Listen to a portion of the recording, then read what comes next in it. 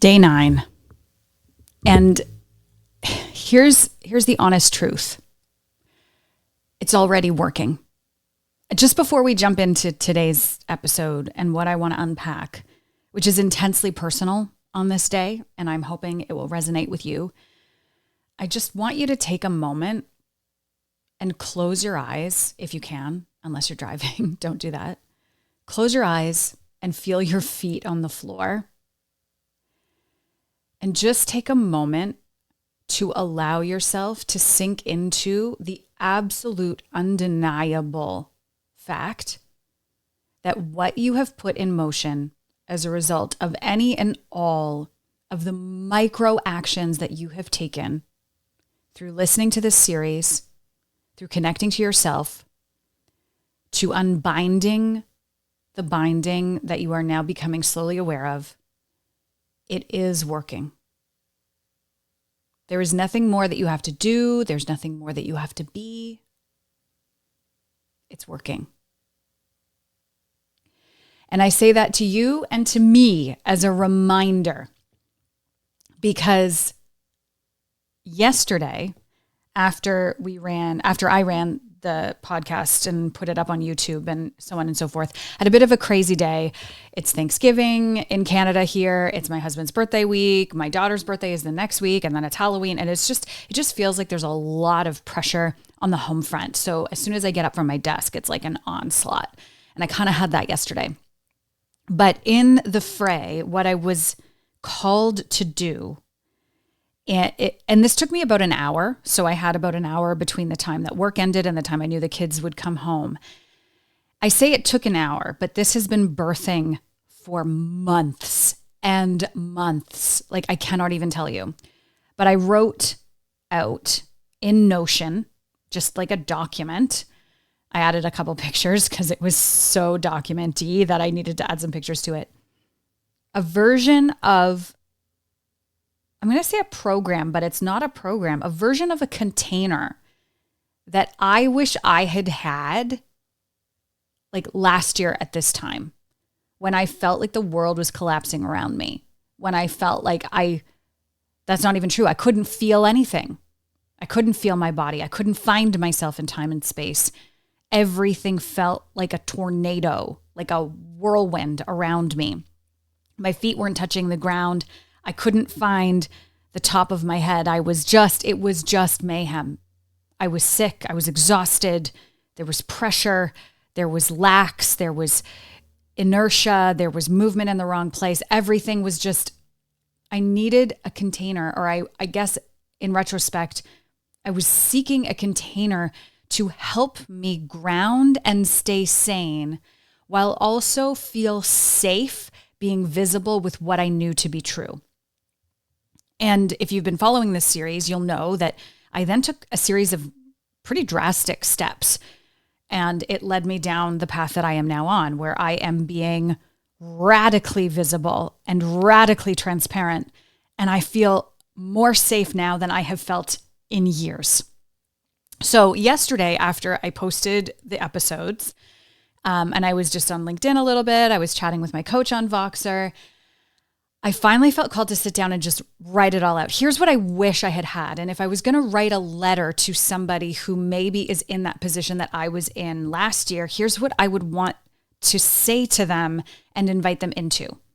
And it became this really lovely kind of 8-week-ish, 8-step, 8-pillar kind of container of self-discovery, of visibility, of safety, of feeling the body, of recognizing the strategy, of rooting your business strategy in your body, of finding the blocks in a different way, of not waiting for the block to manifest in your metrics and your money, but in finding it before that happens. And I was terrified, like absolutely shaking. I sent it to my coach. I sent it to my husband. I was like, what is this? And both of them said, it's what you need to share. Oh, big breath.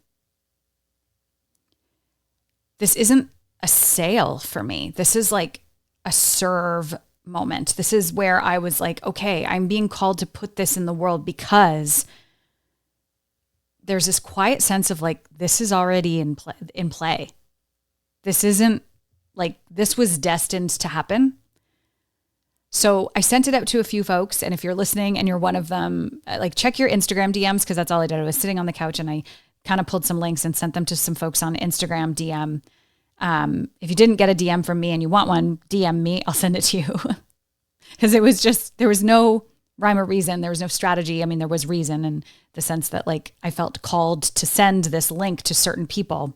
But beyond that, it wasn't like a launch. It wasn't like a hard sell. There was nothing. It was just like, I kind of feel like you maybe want to look at this. You kind of feel like maybe this might be something that you would like to do with me and a group of other people. Not for a long time, but for a meaningful amount of time. And I'm like getting emotional as I'm thinking about this. And if you're watching the YouTube, you can see it change in my face, is that within an hour, someone was like, yeah, hell yeah, I'm in. This is exactly what I need. This is exactly what I need.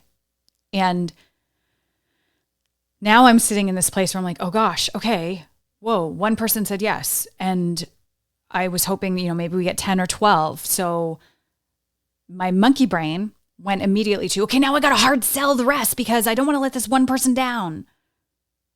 And I was like, no. It's already happening. It's already happening. What is supposed to happen with this, the energy that I'm getting from the transmission series, the energy that I'm receiving back from you, the validation is not external. The validation is coming from inside of me, knowing that this just came out like a channel, and whoever is ready to receive it is going to receive it all in the right time. So I've called it the Embodied Visibility Lab. I don't know if I like the name. I don't know if the name means anything. I needed a name because you got to label everything. But what I'm really feeling is that this is a space to be whole and to walk through this process that I have walked through to get me to this place of safe visibility and feeling like I can be whole. And all I can think and feel and want and desire is that other people experience this. Even a remote like sliver of this. So I had to check that monkey brain of being like, well, one person, bought and paid in full and they're in. Okay, now I gotta hustle, sell. No, I'm not selling anything. I am opening a channel and an offer for the right 12 people to drop in. And for so long, I thought that results and these kinds of manifestations were actually things that you had to chase or you had to prove. You had to prove you were worthy of the manifestation. So in order for me to prove that I'm worthy of holding space for 12 people in this new container, I need to act a certain way. I need to sell. I need to show up. I need to sell my heart out. No, I don't. I need to just be in my heart space. And that's where I am right now. And in fact, I can feel it in my feet. This feels so real for me. And this feels so right for me. Feels like the moment I let go of that proving energy, of that sell, of that, yeah, okay, it's already happening, but voice in my head, that my energy just cleans right out and my whole body relaxes. And I remember that when I sent that out into the world, I was sitting on my edge of comfort. We talked about this earlier in the transmission series about allowing yourself to go to that edge and be safe. That's what that was for me yesterday. I think I sent the link to maybe 10 people. And I shook. I was like, oh God, they're going to think that I'm salesy or that I'm just trying to get something from them. And I had all of these horrible thoughts about inviting somebody into a container that I feel so deeply aligned with. And I was worried about the judgment, right? Do they want this? Are they going to think less of me? Are they going to ask me a whole bunch of questions that I can't really answer right now? Is this going to be too heavy for me to hold? All of that came up. But what I am going to remind myself of, and what I'll remind you of when you are in this state of invitation, is that yes, you are on the edge. And yes, when you're on the edge, all of the monkeys and the demons and the lizards or whatever kind of brain, it's all going to come up and face you. And it's not your job to tamp them down. It's your job to sit with them and make a different choice, to choose the action and the energy from the place of where you created that thing from, not the energy after. Stay in that state of creative magnetism. And that is what I am doing right now. Because it's never about the sale. It's never about this big, bombastic, I'm going to tell everybody how much money I make kind of thing. That instantly creates a sense of hierarchical judgment. And that's not what I want. I want to create a safe container of community, of togetherness, of signal. I want the energy to move through me to you, and let the demons stand on the sidelines and scream at me and say that I'm not worthy. And let the lizard brain tell me that I should be shrinking and not talking about how this feels for me right now in this moment to be making this ask. I did not expect to do this, by the way. This was not on my bingo card. Oh, yeah, I'm going to launch a little group container, near the end of 2025. Not on my bingo card, to say the least. Not at all. I had warded this off, which maybe we can talk about later, why I had warded it off. But for whatever reason, it came out of me as a result of all of this opening and unraveling I'm doing. I'm getting at the core. You know what's really funny is that recently we were on a road trip on Labor Day weekend. So I was listening to a bunch of podcasts and the kids were in the backseat playing video games or whatever. And one of the podcasts I was listening to was about numerology. And I know very little about numerology, but what I did discover is that I am a master number 33, which is one of the rarest numbers.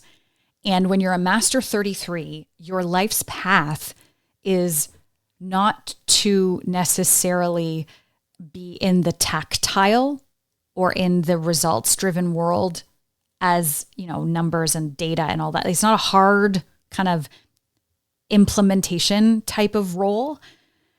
The master 33 is here to be the holder of space, of transmission, of story, and of guidance.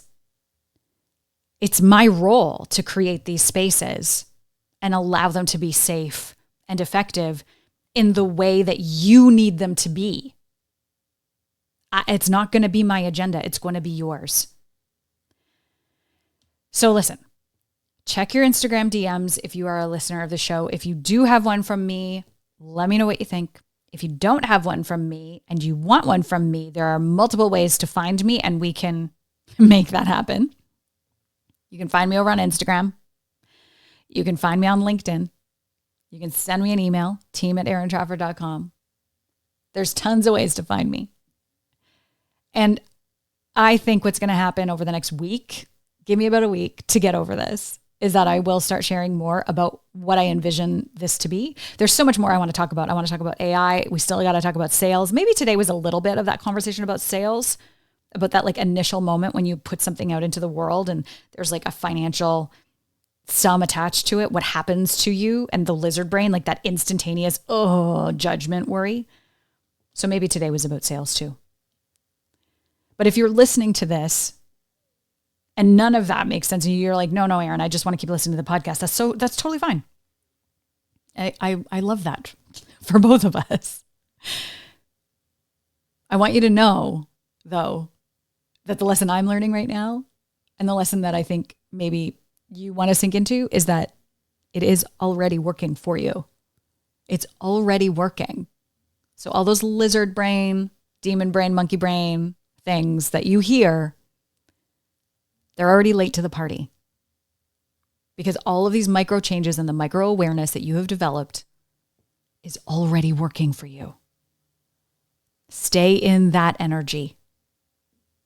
Stay right there.